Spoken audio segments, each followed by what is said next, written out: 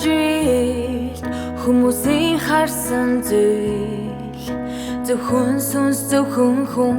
эрэхтэй хүн төдийгүй бас хүний үзэлтэй нийцэхгүй олон зүйл байсан тул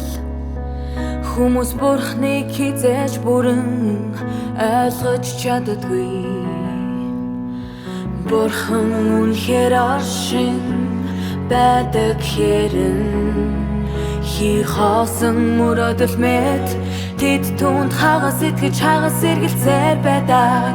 тийм учраас энэ өдрийг хүртэл хүмүүс бурхан юу болохыг бас л мэдэхгүй хэвээр байгаа юм чи бурхныг ганц энгийн өгүүлбэр тавч дүгнэж үнэхээр чадах чи бурхныг ганц энгийн өгүүлбэр тавч дүгнэж үнэхээр чадах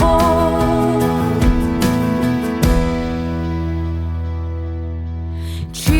Есүс бол бурхан бурхан бол Есүс гэж хэлж үнэхээр зүрхэлхүү бурхан бол сүнс сүнс бол бурхан гэж хэлэх зэрэг чамд үнэхээр бий юу бурхан бол юрдөө мах бадар хувцсан хүн гэж чи хийж зүрхэлхүү Есүсийн дүр бол бурхны агуу дүр мөн гэж чи үнэхээр хэлж зүрхлэх үү чи бурхны зан чанар болон дүрийг өрн зохиолын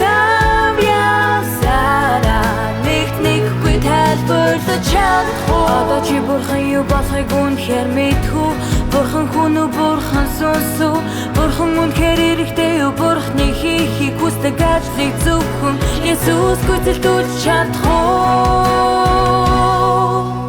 хэрвээ чи бурхны мөн чанарыг товчхон дүнхийн тулд дээр хийснээс зөвхөн нэгийг нь сонгох юм бол чи хитрхи мэдлэггүй үнэн шитгэгч юм хэрвээ бурхан ганцхан л удаа бие махбодтой болох ажлыг хийсэн бол та нар бурхныг тодорхойлох байсан уу чи ганц хялам хийж хараад бурхныг нэвчвт мэдэж үнэхээр чадах амьдралын хатууршид харьцан бүхэндээ үндэслээд чи түүнийг үнэхээр бүрэн дүүрэн дүгнэж чадах хоёр удаа бие махбодтой болохдоо бурхан адилхан ажил хийсэн бол та нар түүнийг хэрхэн үзэх байсан бэ